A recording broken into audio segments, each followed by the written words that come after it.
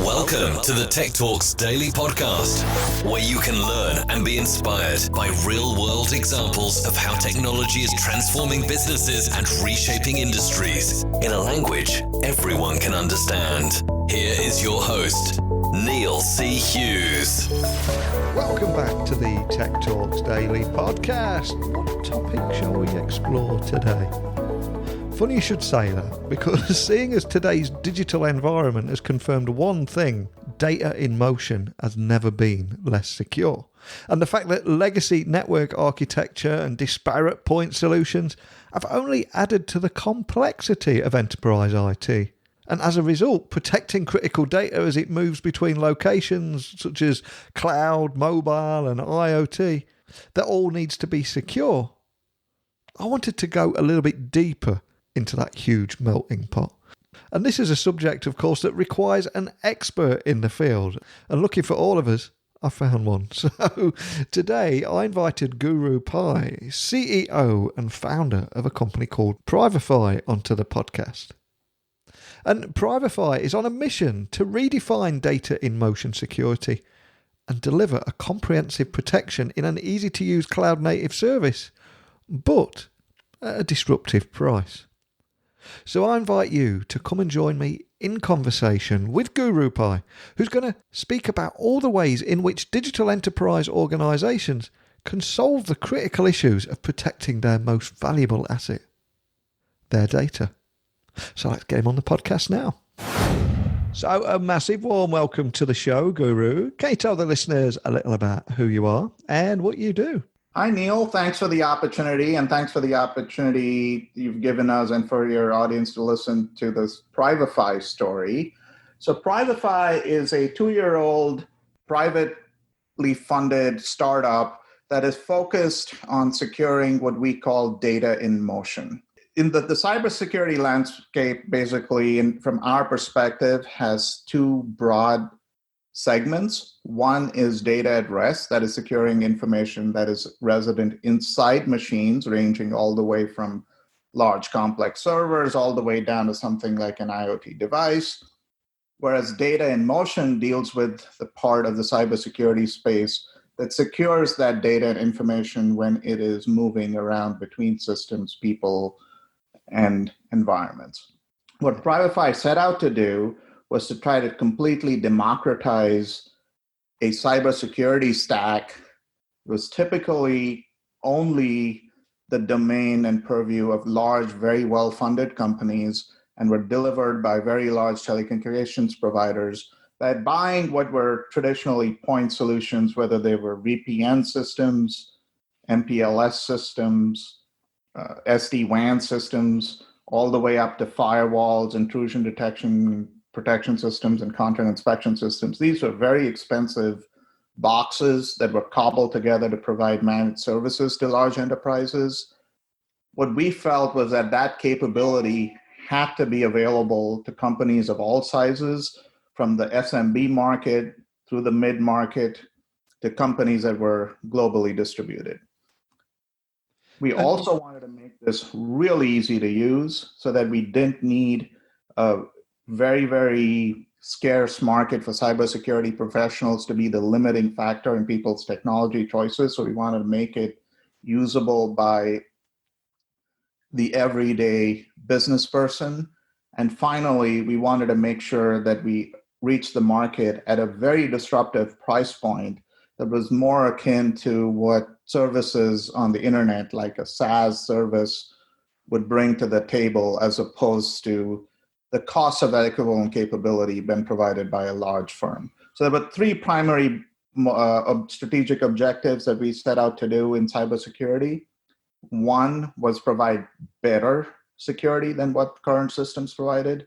We wanted to make it really easy to use, and we wanted to make sure we had provided those capabilities to everyone, regardless of where they were in the world, at a price point that was really disruptive to the current establishment. And what is it you think that makes you guys stand out in this incredibly crowded market in cybersecurity? What would you say the top things are there that makes you a little bit different from the others out there? So a couple of things on the technology side and a couple of things on the business side. On the technology side, one of the things that we felt were really significant cybersecurity risks today was the fact that this industry has been using architectures that haven't changed since the dawning of the internet.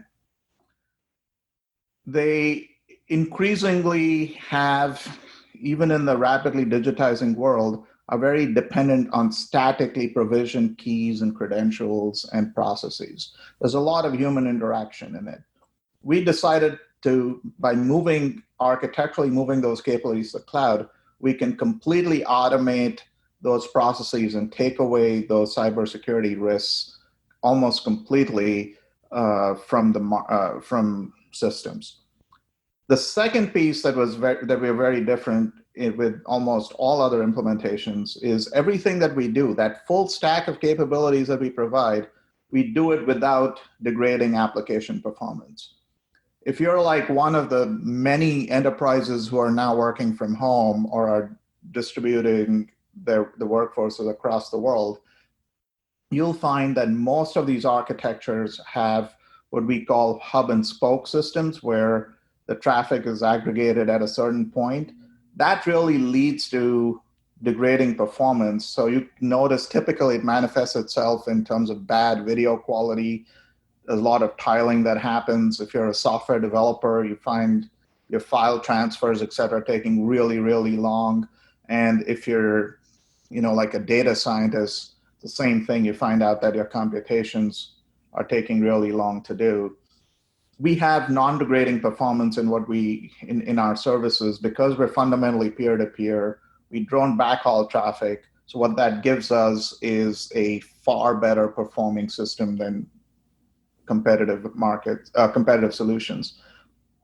And finally, on the business side, the two things that I briefly mentioned earlier that makes us very different from people is that we can get literally the non-cybersecurity professional to be able to install and deploy these systems. And we try to make it that simple for people to use. We give you a lot of tools if you want to be sophisticated at a deeper level of granularity than most competitive systems if you wanted it. But for the average user, you should be able to install, deploy, and turn up these systems.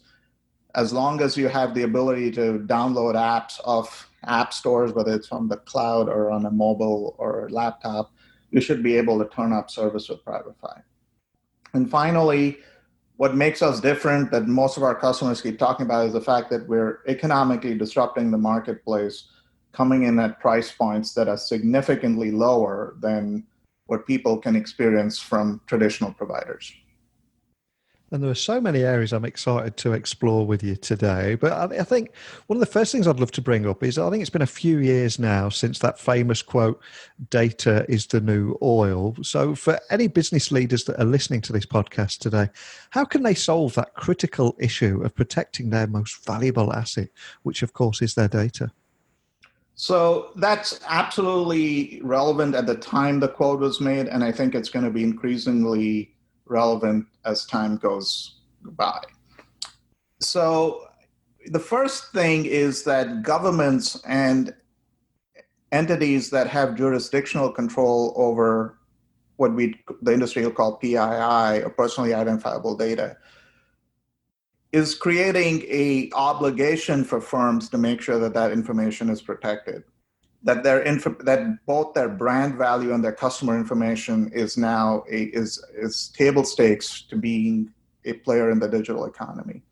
The second piece is that data is now the formative basis of a lot of productization in a lot of firms, whether that's driven by AI or big data analysis, or the data itself is used to inform product development.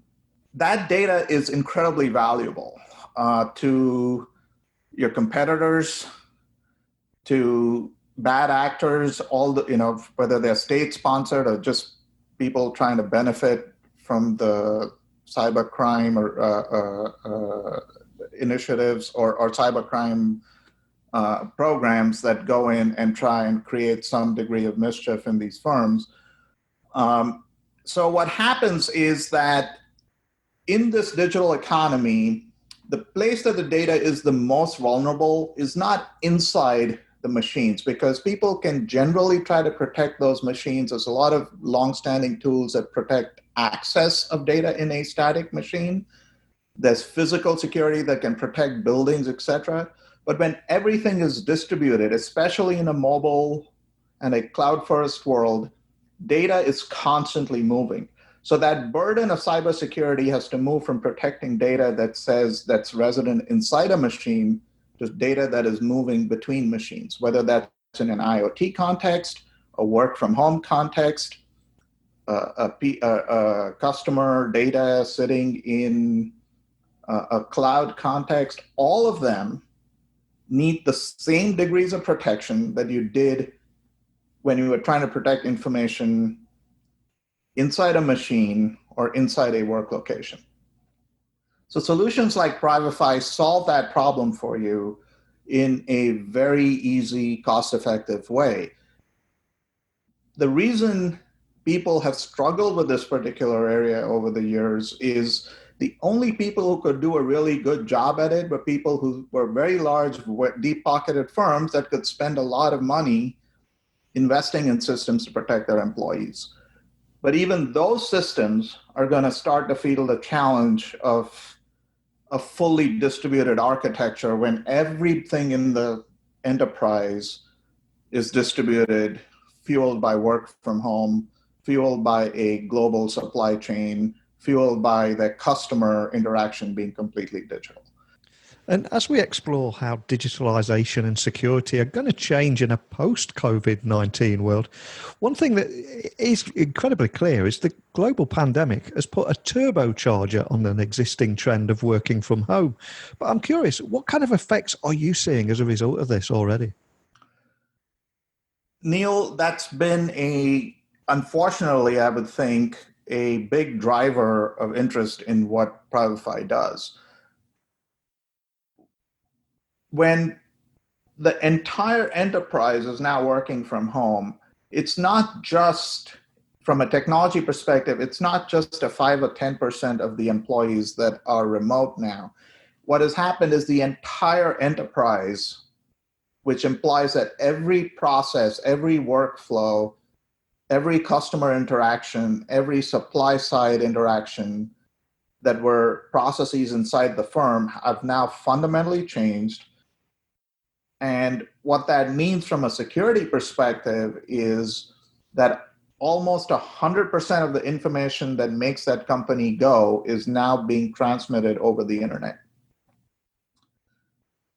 Historically, solutions that people used to protect that information were things like VPNs. So someone would just dial into a VPN appliance and try to secure access from your laptop, for example, back to the enterprise. But what's changed in the new world? First, that everyone is using SaaS or software as a service features, whether it's things like Salesforce or SAP or IBM's products or Microsoft's products that are sitting as services up in the cloud. Most enterprises' workloads, all new projects are being done in a cloud-first environment. The enterprise security assets aren't where these clouds are. So fundamentally, they have to think about securing it in a different way than they have. The second thing is, because the entire enterprise is now distributed, there's a lot of information sitting on local machines. There's a lot of data that has been distributed with employees all over the place. If you want to apply the same degree of protection to the people working at home, and you want to apply the same degree of protection you wanted to people working at home as you did when they were in the office, just because the employees at home doesn't mean their security profile that they're required to maintain has changed. If you want to apply the same rules and the stack of security capabilities that you had in the office to the home, you have to think about the problem in a different way. You cannot put these big iron boxes in everybody's homes, obviously. You can't put those boxes in cloud data centers or in the hyper clouds that most public clouds that people use. So this has to be done in software. It has to be done as a SaaS service.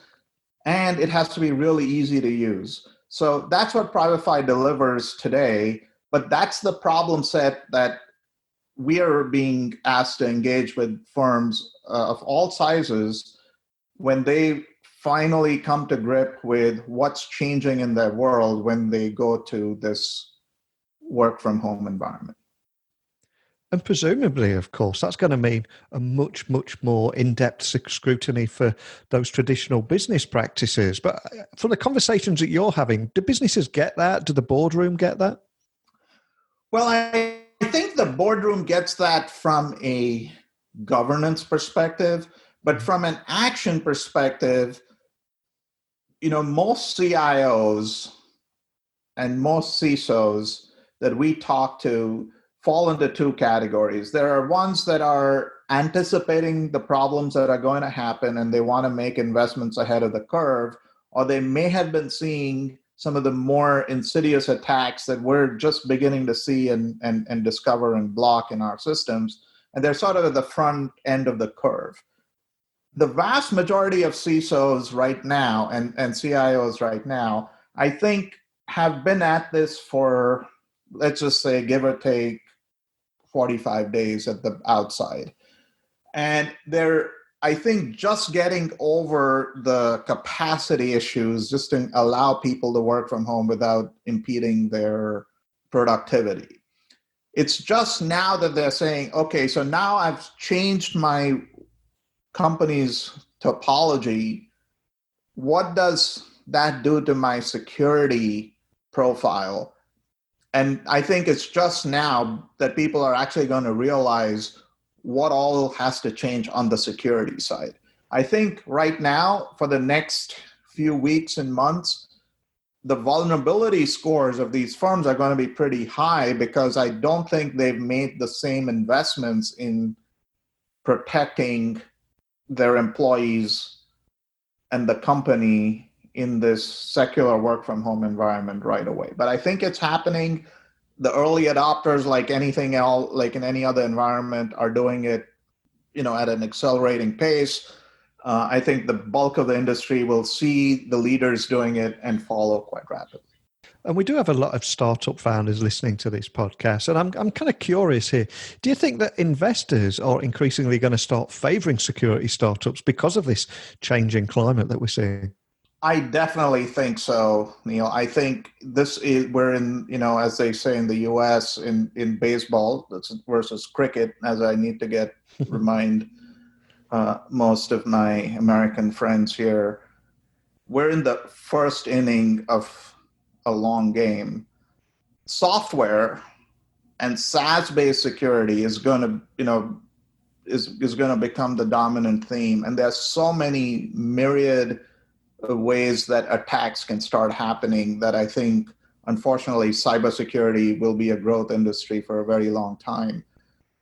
It was famously said that, software is going to eat the world. I think cybersecurity follows its automatic corollary to that, is that it has to follow the domination of software as a primary asset for enterprises in the digital economy. But and cybersecurity goes along with it. There are a lot of different aspects to cybersecurity, and I think all of them need to be done. It's just like, I don't think you can be only as strong as your weakest link, so to speak. So there's going to be a lot of great startups in the data at rest space, predominantly focused on AI and detecting information and protecting information inside machines and systems. And there's another category of probably higher initial investments, bigger ticket startups, if you will, who are focused on the data in motion space. And I always say at the end of every podcast that technology works best when it brings people together. And in a world of 24-hour news channels of doom and gloom, I still remain that eternal optimist. So do you think that we will eventually see an almost joint effort for everyone, from enterprises, employees and customers, to actually begin uniting and rethinking their cybersecurity? I definitely think it has to happen. I think, the world has always come out of these big national or global events with significant improvements in how they work. So I had seen from my own vantage point from a technology vantage point, significant improvements in physical security, for example, after the 9/11 attacks in the US. We just got better in doing stuff along the lines of terrorism and so on and so forth. We also made considerable investments as a society in making sure that our transportation systems were more secure, et cetera. This is a completely digital world we're living in. Every company is going to be digital first and data first. On the far side, and people are just realizing how easy it is to work digitally and how productive it is to work digitally. But what that comes with is a need to make sure that whatever you're doing digitally is secure. So you're not going to get the benefits of digitization if you cannot keep your interactions private.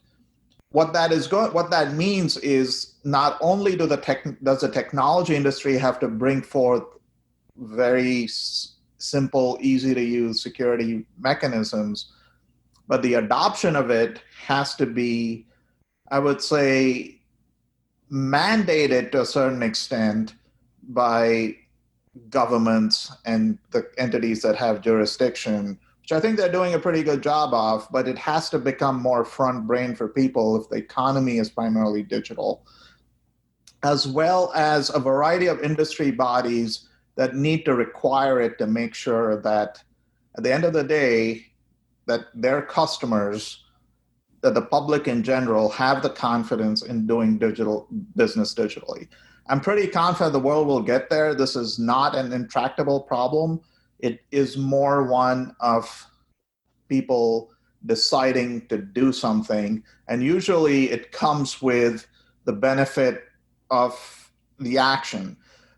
There is, unfortunately, so much cybercrime out there right now that it's not that, and for the amount of investment that people have to do to protect themselves against it, this is a pretty easy thing for people to get behind.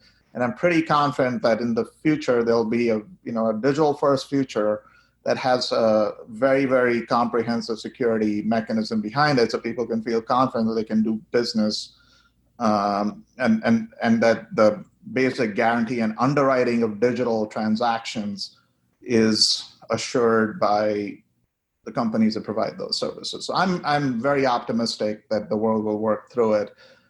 What does need to happen is a much faster mechanism to notify people of attacks, to notify people of information being exchanged amongst bodies when there are specific threats that occur. Much of that happens in an ad hoc basis today. It's very private. There are some governments that publish threats and attacks, although I think that's a trailing indicator when that happens. We just need to get better at doing this. And like I said, with all the other events, whether it was 9/11 or the financial crisis, systems got better after these attacks. I'm very optimistic that as the world completely digitizes as a result of COVID-19, that cybersecurity is a corollary to that fact, and it will get implemented to protect both consumers as well as enterprises in a much better way and in a much easier and cost-effective way than is happening today.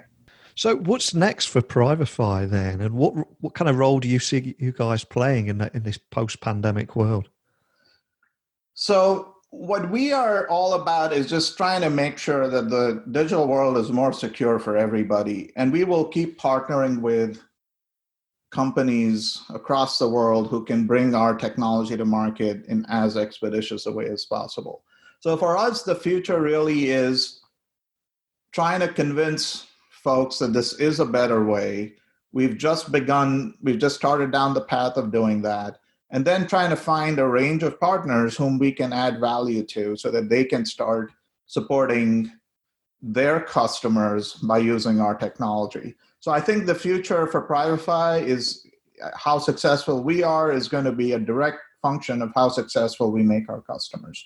And we intend to cast a pretty wide net there, but we'll focus on service providers, we'll focus on large MSSPs or managed security providers, and we'll try to do that in as many parts of the world that we can reach cost effectively. And for anyone listening that would like to just find out a little bit more information about Privafy and the kind of work that you're doing, what's the best way of finding you online and contacting your team if they want to carry on the conversation we started today? Well, thanks a lot for that, Neil. Everything about Privafy is there on privafy.com. It's on our website. You'll find the lead folks who will get back to you right away. And if whether you're a partner, you're a customer, or you're just looking for more information on the subject, we'll be more than happy to engage. Well, thanks so much, Guru, for taking the time to come on the podcast and talk with me today, and also share your mission about redefining data in motion security, delivering comprehensive protection, but in an easy-to-use cloud native service at a disruptive price. I think it's certainly a unique proposition. I've interviewed over 1,200 people on here. I've never come across anything like this and all the problems you're setting out to solve. So a big thank you for taking the time to come on here and share it with me today. Thanks, Guru.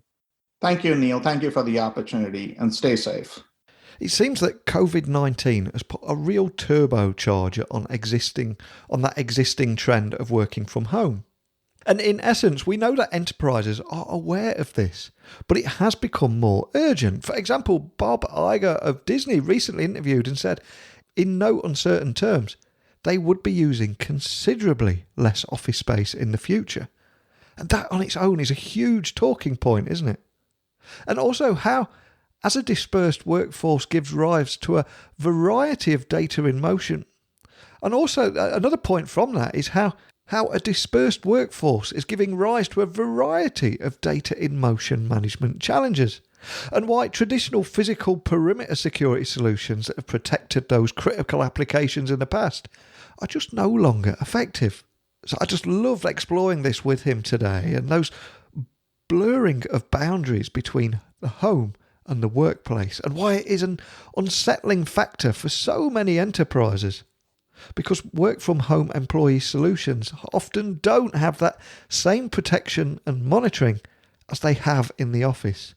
And as a result, compromises away from work premises are only going to increase. But this is something we're all going through together, and we all work in a variety of industries and businesses in countries all over the world. So please, I want you to share your experiences on this and what you're doing differently, and what problems and what solutions you're finding out there. So please, I invite you to contact me directly, techblogwriter@outlook.com. My website is techblogwriter.co.uk, and you can find me on LinkedIn, Instagram, Twitter, all the usual social channels at Neil C. Hughes. Like I said a few moments ago, it is something that we're all experiencing, so please share your insights on this too, and maybe we can learn a thing or two together. But I'll be back again tomorrow with another guest, same time, same place. But until next time, don't be a stranger. Thank you for listening to the Tech Talks Daily Podcast with Neil C. Hughes. Remember, technology works best when it brings people together.